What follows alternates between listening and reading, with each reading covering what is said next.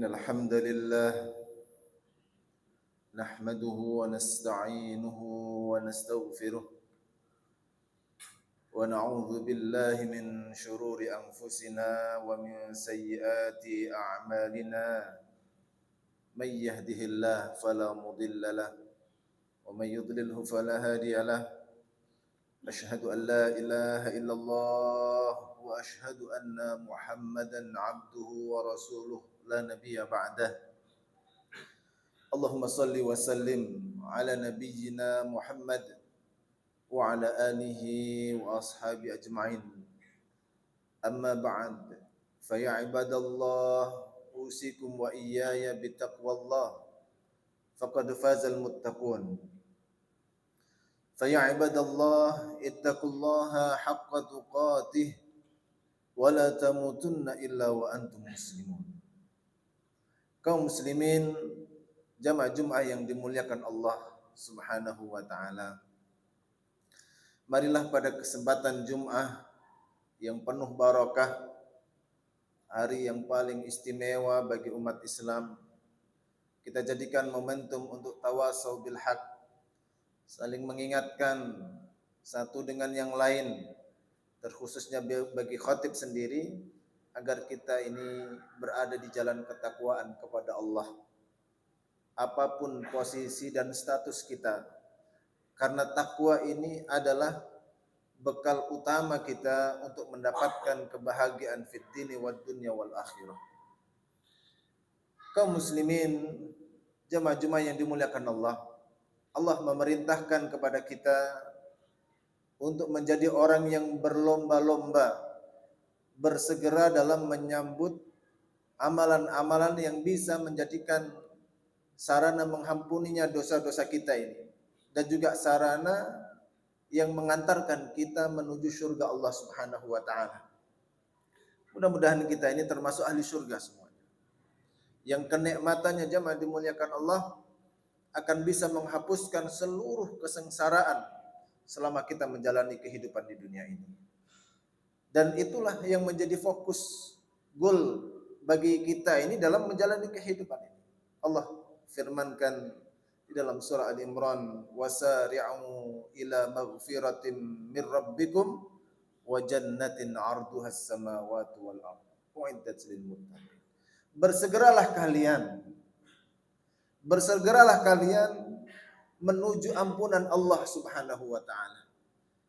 Dan bersegeralah kalian juga menuju surganya Allah yang luasnya seluas langit dan bumi. Kaum muslimin rahimani wa rahimakumullah, jadi untuk mendapatkan pengampunan Allah, untuk mendapatkan surga Allah itu butuh upaya, ketersegeraan kita. Tidak bisa dengan santai-santai kita ini. Harus serius kita menjalani hidup dan kehidupan ini. Kenapa? Karena namanya maut itu tidak nunggu tua, tidak nunggu sakit. Kapanpun kalau sudah waktunya dia akan datang.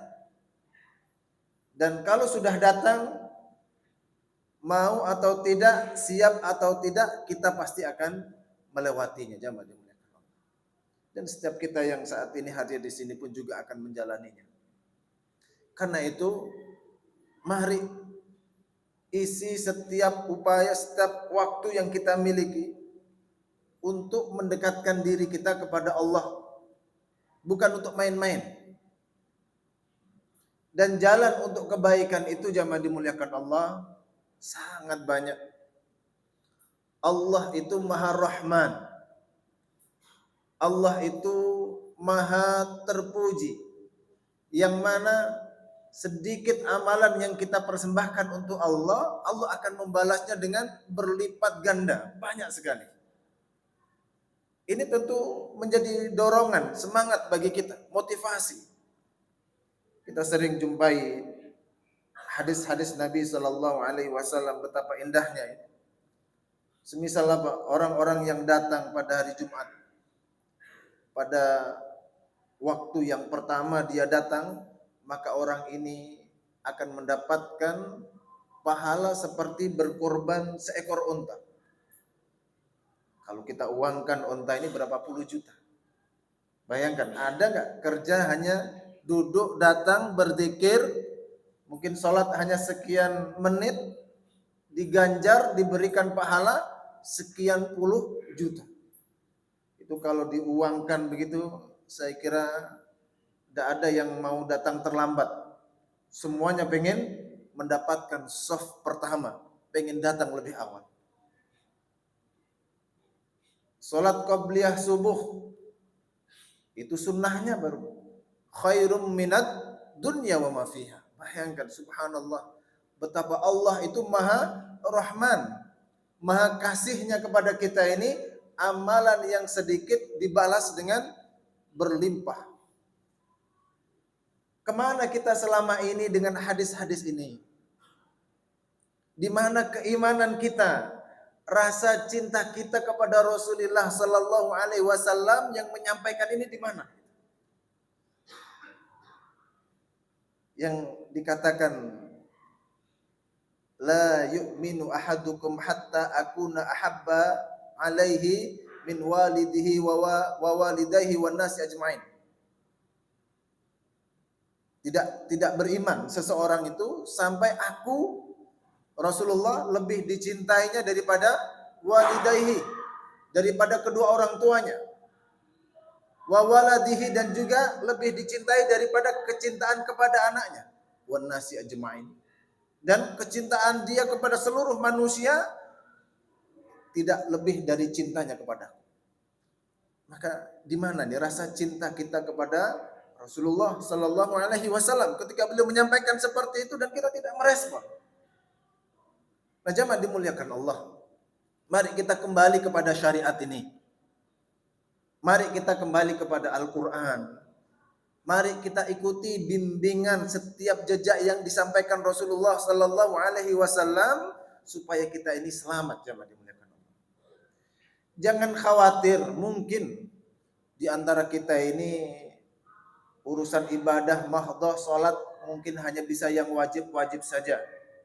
Yang sunnah qiyamul lail berat, Ustaz. Qabliyah ba'diyah waktunya pendek. Atau mungkin ibadah-ibadah yang lain pun juga tidak bisa melebihi ibadah-ibadah yang kecuali diwajibkan saja. Nah, jemaah dimuliakan Allah, di dalam Islam ini ada ibadah-ibadah ritual dan ini hanya sedikit. Salat mungkin 5 menit kali 5, waktu hanya 25 menit saja. Sisanya masih ada sekian puluh jam. Itu mau buat apa? Ada ibadah-ibadah sosial yang kalau kita tahu ilmunya, terbimbing kita dalam melaksanakannya, maka setiap amal yang kita kerjakan, besar atau mungkin yang kita anggap kecil dan remeh pun, itu bernilai ibadah di sisi Allah Subhanahu wa Ta'ala. Ada satu hadis, subhanallah, hadis ini sangatlah indah. Diriwayatkan oleh Imam Muslim, dikisahkan pada masa Bani Israel, anna imra'atan baghyan ra'at kalban fi yaumi harin yutifu bi bi'rin qad adla'a lisanahu min al-'atash fanaza'at lahu bimuqiha faghufira laha. Dikisahkan oleh Nabi sallallahu alaihi wasallam bahwasanya ada seorang wanita pezina. Suatu ketika dia sedang safar dalam perjalanan, dia haus, kemudian dia mengambil air di dalam sumur dan dia minum. Di saat dia kembali naik ke atas, dia jumpai ada seekor anjing keliling sumur tersebut kehausan. Kemudian jamaah dimuliakan Allah, maka pezina atau wanita ini dikisahkan merasa iba, kasihan dia. Apa yang dilakukan? Dia lepas sepatunya. Dia turun ke sumur, ambil air, naik sambil digigit sepatu yang berisi air itu dengan mulutnya untuk membantu seekor anjing yang kehausan tadi itu. Kemudian jamaah dimuliakan Allah, karena amalnya ini maka Allah Subhanahu wa taala ampuni dosa-dosanya dan dimasukkan ke dalam surga. Subhanallah. Contoh yang sangat-sangat mendalam bagi kita ini. Kalau kita renungi, bayangkan. Yang membantu seorang pelacur, yang dibantu seekor anjing, yang kalau dalam fikih kita masuk dalam najis mughaladhah, yang tidak cukup dibersihkan, tapi dalam mensucikannya salah satunya harus dicampur dengan debu, jamaah dimuliakan Allah. Jadi sudah nggak bisa kita bayangkan wanita pezina yang ditolong seekor anjing, yang dibantu hanya memberi minum, sesuatu yang remeh. Tapi Allah Subhanahu wa taala menghargai setiap amal kebaikan yang dilakukan hambanya. Makanya kita itu tidak boleh meremehkan kebaikan apapun. Kata Nabi, la tahqiranna minal ma'ruf walau antalqa akhaka biwajhin talqin. Kamu jangan pernah meremehkan kebaikan apapun, meskipun kebaikan itu hanya sekedar berwajah ceria ketika bertemu sahabatnya. Ini ibadah sosial, jemaah dimuliakan Allah. Dan akhlak Rasul sallallahu alaihi wasallam begitu indahnya dikisahkan dalam keluarga bagaimana, di tengah masyarakat bagaimana, bersama para sahabatnya seperti apa, interaksi beliau dengan orang tua, dengan anak-anak, lengkap kita bisa membaca dan mempelajarinya. Itu ibadah sosial yang terbuka dan sangatlah luas yang bisa kita kerjakan semuanya. Dan ini pintu-pintu kebaikan. Dalam kisah ini jamaah dimuliakan Allah, ada dorongan agar kita ini istiqomah dalam melakukan kebaikan, membantu orang lain, berinteraksi sosial itu senantiasa istiqomah dalam ketaatan kepada Allah. Kecil tidak masalah, yang penting kita istiqomah ini.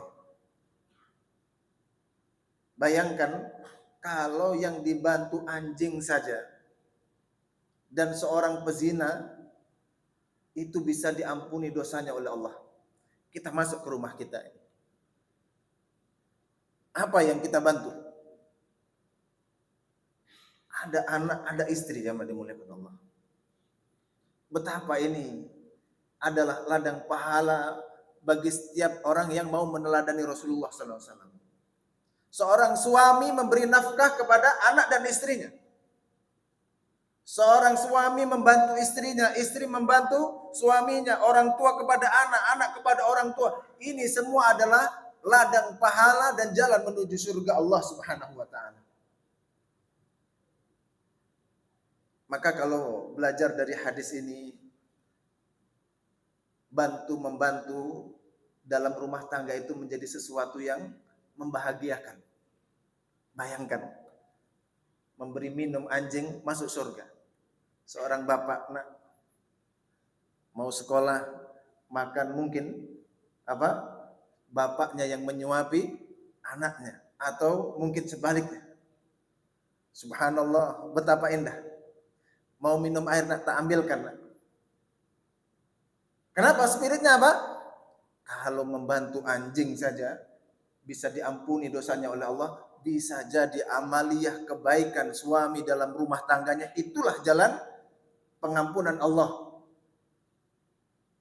Mungkin bukan sholat kita, mungkin bukan sedekah kita, mungkin bukan puasa kita, tapi baiknya kita ini dengan sesama, kebaikan-kebaikan kecil. فَمَنْ يَعْمَلْ مِثْقَالَ ذَرَّةٍ خَيْرًا يَرَهُ وَمَنْ يَعْمَلْ مِثْقَالَ ذَرَّةٍ شَرًّا يَرَهُ.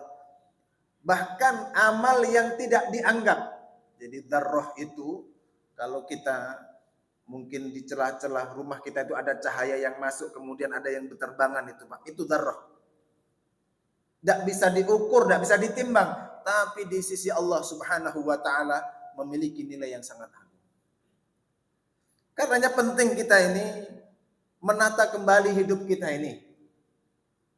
Sebenarnya untuk siapa dan kepada siapa kita ini menyembah? Untuk apa sujud kita ini? Untuk apa kita ini berumah tangga dan seterusnya? Kita pertanyakan kembali. Jangan-jangan kita ini sudah salah orientasi. Maka ketika kita membaca ada problematika dalam keluarga, seorang suami berkhianat pada istri, istri berkhianat kepada suami, dan seterusnya, informasi-informasi ini bisa dipastikan dia tidak menggunakan jalur-jalur takwa, dia tidak membangun rumah tangganya dengan petunjuk sunnah Nabi Sallallahu Alaihi Wasallam. Tidak ada suami yang kemudian semena-mena menghardik istrinya kalau dia memiliki spirit ibadah, mengikuti petunjuk dalam Islam. Betapa indahnya jamaah dimuliakan Allah.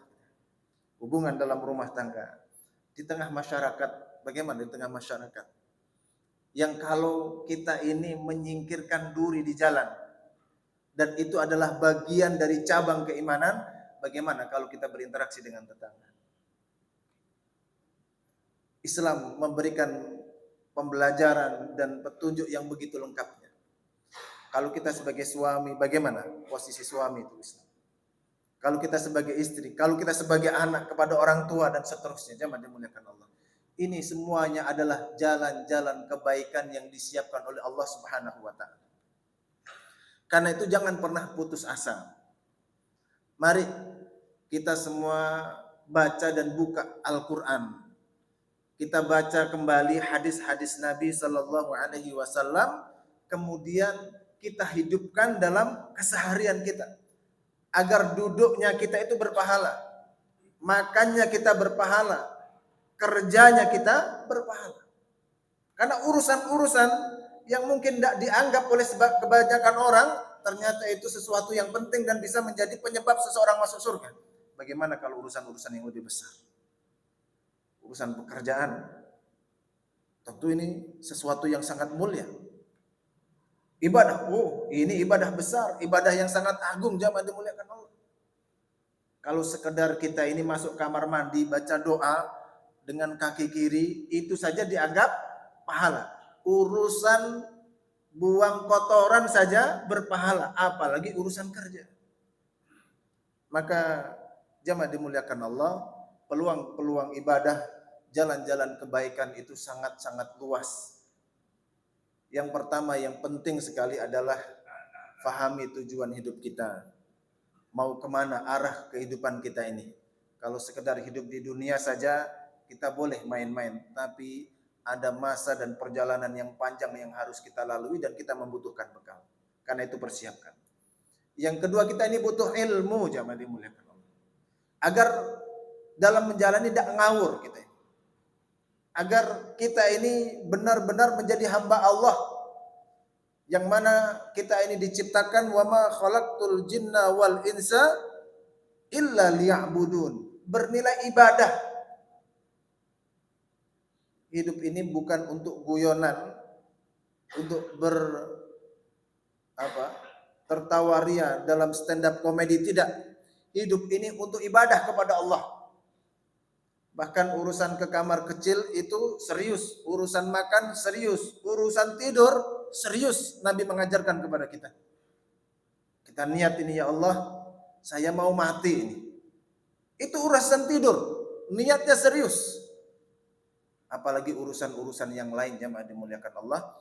Karenanya mari kita tata kembali agar seluruh amaliyah yang kita kerjakan itu bernilai ibadah, berpahala, menggugurkan dosa-dosa kita.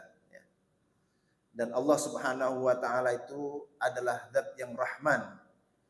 Beliau Allah Subhanahu wa taala zat yang ketika kita memberi sedikit, Allah akan mengganti dengan berlipat-lipat.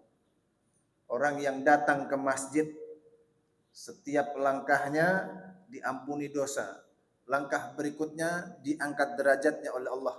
Dan dia juga sudah disiapkan hidangan di surga. Dan banyak sekali ini. Amaliyah-amaliyah ringan, amal-amal yang kecil, tapi pahalanya teramat besar di sisi Allah Subhanahu wa taala. Dan ketika kita membacanya dan itu bersumber dari Rasul sallallahu alaihi wasallam, maka insya Allah akan masuk dalam diri kita ini semangat lebih. Kenapa? Kita mengetahui ilmunya, mengetahui keutamaan dan fadilah dari setiap apa yang kita kerjakan, serta seluruh pola dan tingkah yang kita lakukan terbimbing dengan wahyu, terbimbing dengan petunjuk Rasulullah sallallahu alaihi wasallam.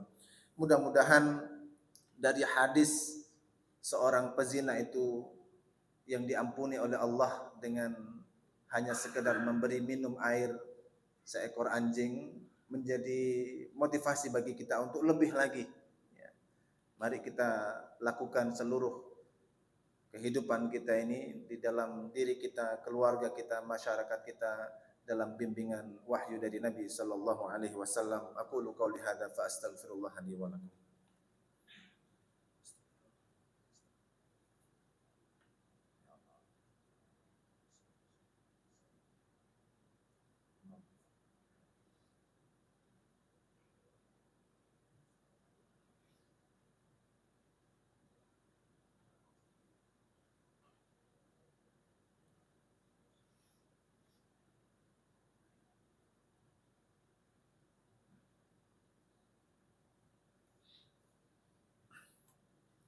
Innal hamdalillah nahmaduhu wa nasta'inuhu wa nastaghfiruh wa na'udzu billahi min syururi anfusina wa min sayyiati a'malina may yahdihillahu fala mudilla lahu wa may yudlilhu fala hadiyalah.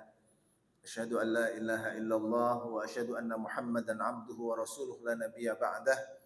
Allahumma salli wa sallim ala nabiyyina Muhammad wa ala alihi wa ashabi ajma'in. Amma ba'd fa ya ibadallah usikum wa iyaya bitaqwallah faqad fazal muttaqun. Wa'lamu anna Allah amarakum bis salati was salami ala nabiyyina al-karim wa qala inna Allah wa malaikatahu yusalluna 'alan nabi ya ayyuhalladzina amanu sallu 'alaihi wa sallimu taslima. Allahumma salli wa sallim ala nabiyyina Muhammadin wa ala alihi wa ashabihi wa barik wa sallim walhamdulillahi rabbil alamin. Allahumma ighfir lil muslimina wal muslimat wal mu'minina wal mu'minat al ahya'i minhum wal amwat wa ya qadiyal hajat ya hayyu ya qayyum bi rahmatika nastaghits aslih lana sya'nina kullah ولا تكلنا إلى نفسنا طرفة عين اللهم أعنا على ذكرك وشكرك وحسن عبادتك اللهم إنا نسألك الهدى والتقى والعفاف والغنى اللهم إنا نسألك علما نافعا ورزقا طيبا وعملا متقبلا اللهم أكثر أموالنا وأولادنا وبارك لنا فيما أعطيتنا وآتِ حياتنا على طاعتك وأحسن عملنا واغفر لنا يا رب العالمين ربنا هب لنا من أزواجنا وذرياتنا قرة أعين واجعلنا للمتقين إماما ربنا اغفر لنا ولوالدينا وارحمهما كما ربيانا صغارا ربنا آتنا في الدنيا حسنة وفي الآخرة حسنة وقنا عذاب النار سبحان ربك رب العزة عما يصفون وسلام على المرسلين والحمد لله رب العالمين ثم أقم الصلاة